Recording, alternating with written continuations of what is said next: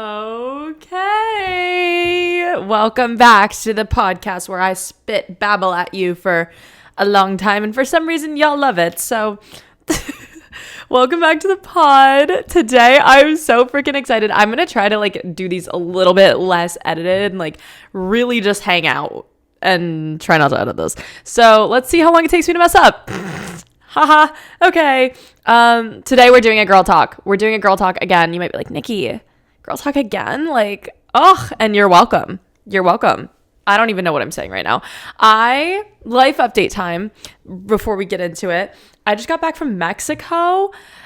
Y'all, I feel like I'm in one of those moods right now where I'm going to try to talk and I don't know if I'm even going to make sense. But anyway, I just got back from Mexico and I went. It was a sponsored trip by Aerie and I was so nervous because there were so many. It was literally going to Mexico with 16 girls that I had never met before. And when I tell you that was the most fun trip ever, holy crap, roll the montage. Just kidding. I can't do that in the podcast, but check my TikTok. I posted about it. It is so fun. I was so nervous, but holy crap.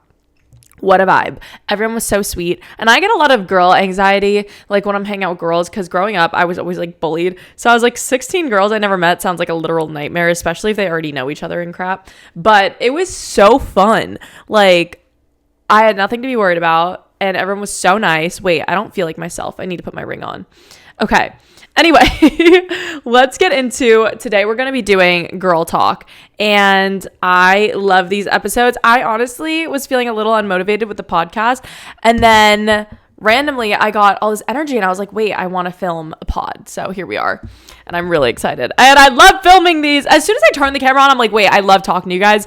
But right before I get it all in my brain, I'm like, I don't know if I want to film right now. But once I do it, it's so fun. So just bully me on Snapchat if I don't post on the pod. Anyway, let's get into girl talk cues. I am so excited about this. You have no idea. Okay. First questions I'm going to be answering are from Snapchat and then we're going to go to Instagram. So let's check it out. First one. Advice for first day of school, going into high school, middle school, stuff like that. Okay, that's a great question because it's back to school season. I'm really sad that I'm not going back to school. I'm really sad that I'm done with school. I love school and I'm such a little nerd. I loved school growing up. There was nothing that got between me and school. My mom used to beg me to stay home and I'd be like, Mom, no, I'm going to school. And the only thing that kept me home is one time in the 5th grade when I watched Mamma Mia for the first time. And I loved that movie so much that I stayed home from school the next day and watched it 5 times. I was a little psycho. Anyway, advice for the first day of school. I would say, okay, this is a great piece of advice that I learned growing up that did you know that anxiety and excitement are the same exact feeling? Because I didn't know that. I was that blew my mind. Anxiety and excitement are the exact same signals to your brain. It's the exact same thing. So if you just have anxiety or you're feeling nervous about, I think it's nervous. I don't think it's anxiety. But if you're feeling nervous about something and then you just switch your brain to be wait, no, I'm excited. It's the same thing in your brain. So it works, which is crazy. But instead of being nervous, be excited. Channel all that energy into being positive because you're going to have fun. You're literally going to have fun. These are some of the best times of your life, making memories, making friends. And it's you need to look at it this is endless possibility. I loved school, even middle school, high school. It's so fun. It's such a fun vibe. Even college, it's such a fun vibe because you don't have that many responsibilities yet in life and you can just vibe out and make memories. And that's so special and fun. And you need to cherish that while you have that because the adult world is scary. Well, it's not as fun as you think. So yeah, I would definitely cherish being in high school and middle school. And then also, what else? What is my other advice for that? Oh, don't worry about how many friends you have. Your friends will come to you.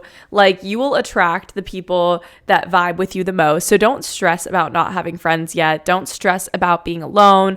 You will figure out your way. And as long as you're being truly yourself, you will attract people who are similar to you. So don't try to put up a front. Don't try to be different. Don't try to make friends with people and force friendships.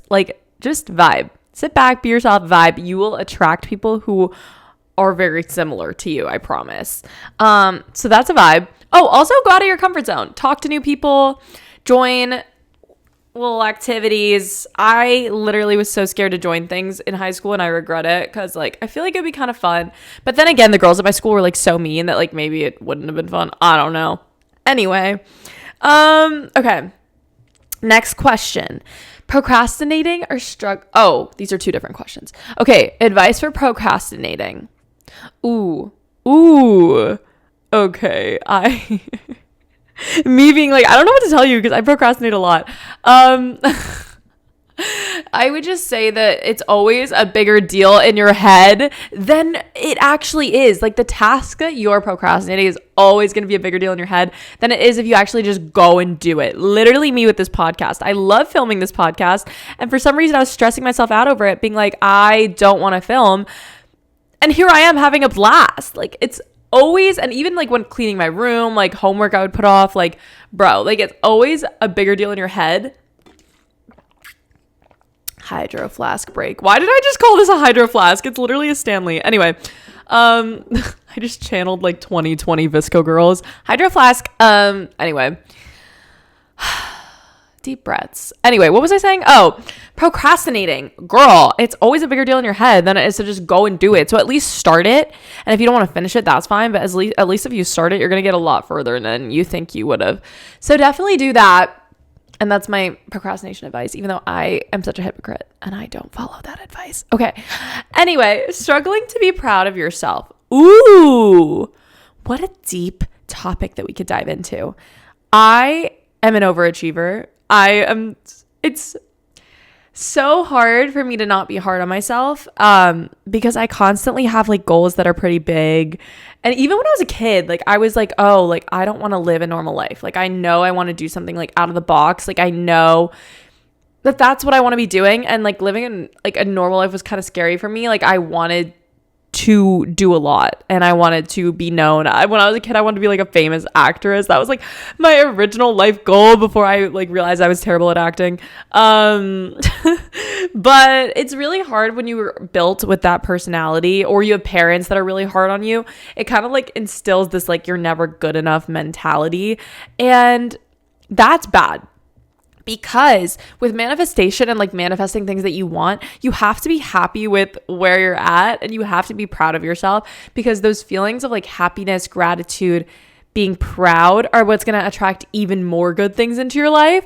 So you just have to remind yourself that if you're constantly saying you're not good enough, or if you're constantly being hard on yourself, yeah, it's motivating, but it's not good energy and it's not gonna help you attract things that you want into your life. Like if you're being proud of yourself at any stage you're at and realize that it's a journey and you're on your own timeline and you're doing a lot and you deserve to love yourself, like that is actually gonna push you further. But I get it, because I feel like when you're hard on yourself, it's kind of motivating. Anyway, okay. Someone said, I'm in an online relationship. Ooh, never been in one of those. I know what they look like and I fell for them, but now I don't think there's a spark anymore. I don't want to say that I deserve better, but I kind of also don't really see it anymore. Should we break up or wait till there's a chance to see each other someday? Oh my goodness. Okay. I feel like internet relationships are like a thing when you're like younger. I don't know. I remember like everyone having online friends. Break up is my advice, okay? Let me just tell you that when you're like growing up, you don't think about it, but there are so many people in the world. There's so many people in the world. You do not need to be stuck dating this person when you should be not in an internet relationship in the first place. Because if you guys haven't met or don't have like a chance of meeting, I'm sorry, but like you need to be focusing on real life and things around you, because that's really, really hard. It's different if you like started in person and then you're long distance. Like that's a little different. If you have never met, first of all, I'm concerned about the safety aspect here. But second of all, like, no, I'm sorry, but you need to be focusing on you. And when you're like thinking about this person all the time who you're not even meeting or seeing in person, it's kind of just like not worth it. If you guys one day have a chance to meet, then like reevaluate. But like right now, no. Like you need to be focused on yourself, girly. Absolutely not. Okay. All right, let's see. Someone said red flags. Ooh, red flags. Oh man. Okay. There are so many. Actually, I'm going to Google this. Red flags to look for when dating. Let's see. Okay. These are really good. Okay, first one is overly controlling behavior. I agree, Google. I agree. Overly controlling behavior is terrifying because people will act like this, and at first you're like, oh my gosh, he's like protective or whatever, and then you realize he's just a freaking psychopath. Because if he's like saying he doesn't want you to hang out with certain people, wants to control what you're wearing, wants to control like anything about you that's like really abnormal, I'm sorry, that's not what relationships are for. Okay, relationships are two people who are already whole coming together. Oopsie, sorry, I knocked the mic. Coming together and being vibes together. Okay, that's a relationship. It is not someone telling you what to do, someone parenting you, someone controlling you. You should still feel like you have the freedom to be your own person. And it's different if like you're hanging out with someone and it makes the other person feel uncomfortable for some reason. Like that's different. I'm talking about literally just like no basis, being like overly controlling. You don't need that energy. You don't need a parent. You don't need to date a parent. So there's that. Okay. Ooh, low self-esteem. So true. This is a red flag because the guys with low, or people in general with low self-esteem, like they're going to need to find ways to be validated. So either number one, they're going to get really dependent on you and be like, oh my gosh, like I'm getting all my validation from this person, and get like really weird and clingy. Or number two, I don't know. I feel like people with low self-esteem, first of all, they just bring you down because it's just not a good mindset. They're like negative. And then number two, I also feel like these are the people who are the most prone to cheat. That might be a hot take, but I feel like it's true because I don't know. I feel like when you have a low self-esteem, you're looking and searching for validation. So even with like friends, they might do things to like please their friends, be a people pleaser, etc. And then like also if they're out and they're getting attention from somebody, it's going to like hype them up and they might just entertain it, which is scary. So I wouldn't go for low self-esteem people, TBH. Let them go for someone who is secure in themselves and like knows who they are, because those are the people who are going to turn down other girls and not cheat on you and be loyal and bring good energy to you because they're already confident in themselves. Okay. All right. What else? Oh my gosh.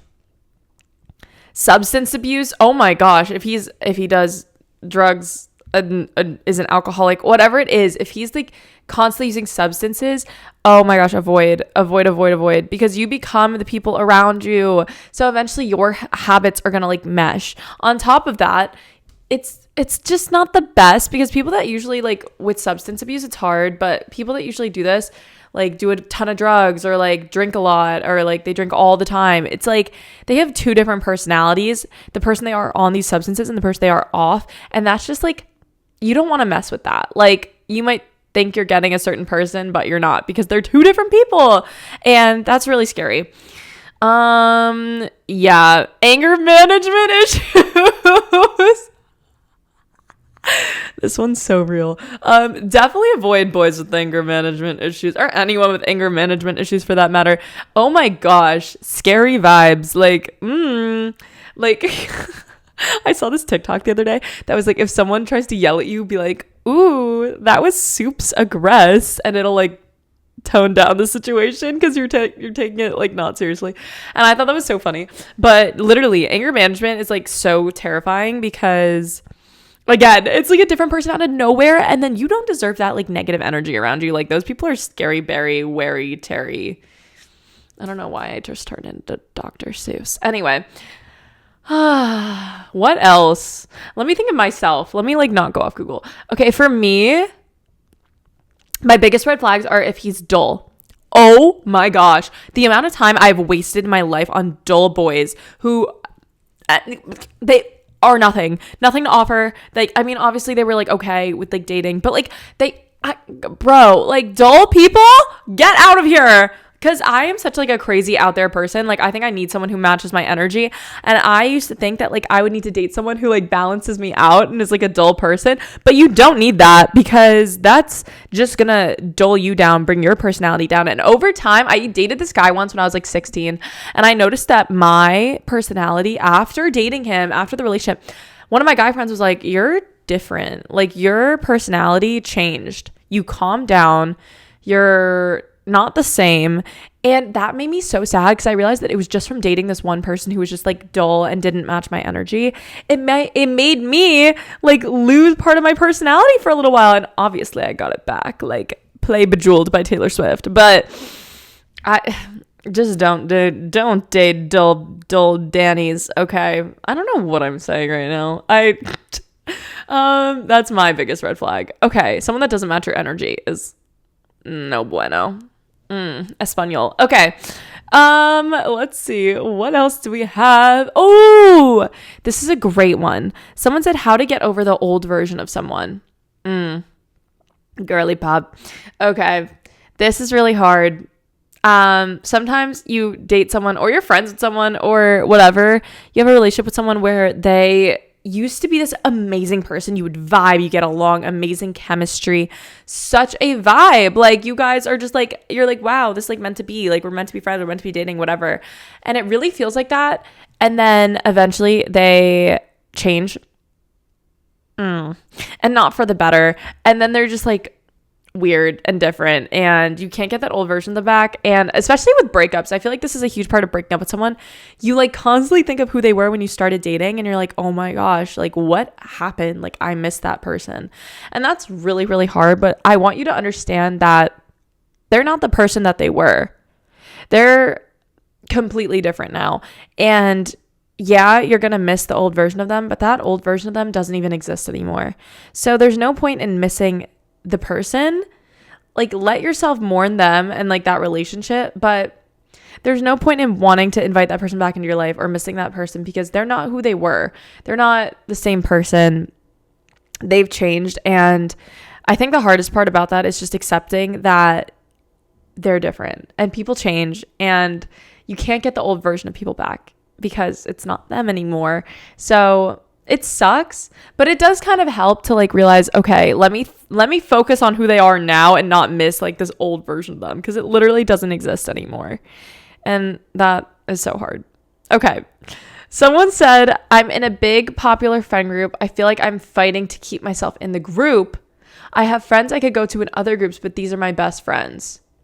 Ooh, okay. I feel like big friend groups, there's always like drama. Like there's always like people that get along better, people that are left out. Like it always happens with groups. Like it's just the natural way of life when people suck. But I would say that if you feel like you have to fight to keep yourself in a friend group, to keep yourself friends with people, those are not your people. Like those are absolutely not your people. If you have to fight and feel like you have to earn your place in this friend group, like girl, no, like I don't even know. You literally said that you have other groups you could go to, but these are your best friends. I don't think these are your best friends. High key, I don't think these are your best friends, because best friends don't make you feel like you have to fight to keep your place with them.